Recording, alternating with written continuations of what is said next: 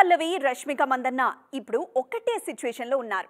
ఇప్పటికైతే ఇద్దరు ఈ డిసెంబర్లో ప్రేక్షకులను పలకరించాలి. మరి ఆ ముచ్చట ఉందా లేదా? ఒకవేళ ఉన్నా లేకున్నా వచ్చే ఏడాదిని ఎవరు ఎలా ప్లాన్ చేసుకున్నారు? ఇంట్రెస్టింగ్గా ఉంది ఇద్దరి ఫిల్మోగ్రఫీ. తెలుగులో విరాట పర్వం తర్వాత సినిమానే చేయలేదు సాయి పల్లవి. ఆ తర్వాత గార్గిలో కనిపించిన అది డబ్బింగ్ సినిమానే. 2022 తర్వాత ఇంత గ్యాప్ ఎందుకు వచ్చిందంటే నో ఆన్సర్. పోనీ పొరుగు భాషలో తీరిక లేకుండా ఉన్నారా అంటే అలాంటిదేమీ లేదు. అక్కడ రిలీజులో కనిపించడం లేదు.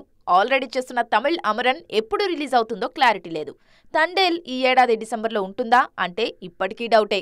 ఈ ఏడాది డిసెంబర్ మీద పెద్ద కచ్చీపులు పడుతుండడంతో తండేల్ రిలీజ్ మీద అనుమానాలు కనిపిస్తున్నాయి.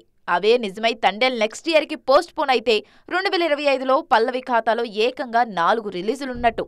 అమరన్, తండేల్, నాత్ రామాయణం, అమీర్ ఖాన్ కొడుకుతో చేస్తున్న సినిమా. వీటిలో ఏ ఒక్కటి క్లిక్ అయినా పల్లవి ఫ్యూచర్కి అసలేం ఢోకా లేదు.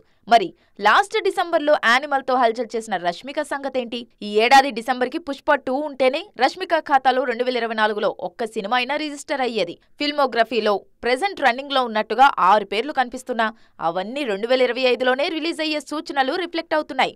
సో ఈ డిసెంబర్ పల్లవికి ఎంత ఇంపార్టెంటో రష్మికకు కూడా అంతే కీలకం అన్నమాట.